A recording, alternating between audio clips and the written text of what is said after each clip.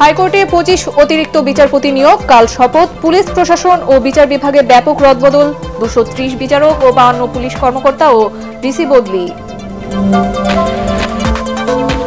দেশের পরিস্থিতি যথেষ্ট স্থিতিশীল এবং নির্বাচনের জন্য প্রস্তুত। কক্সবাজারে আন্তর্জাতিক সম্মেলনে প্রধান উপদেষ্টা, রোহিঙ্গাদের দ্রুত প্রত্যাবাসনে 7 দফা প্রস্তাব।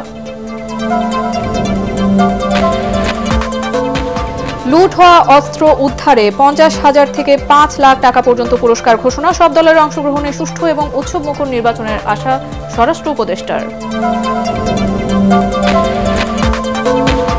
জুলাই গণ অভ্যুত্থান নিয়ে খণ্ডিত বক্তব্য প্রচার করার দাবি বিএনপি নেতা ফজলুর রহমানের। মব সন্ত্রাস চালানোর অভিযোগ।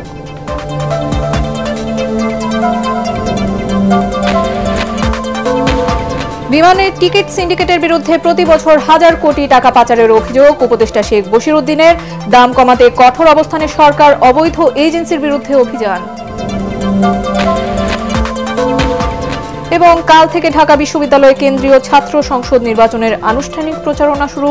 রাকসু নির্বাচনে চলছে মনোনয়নপত্র বিতরণ।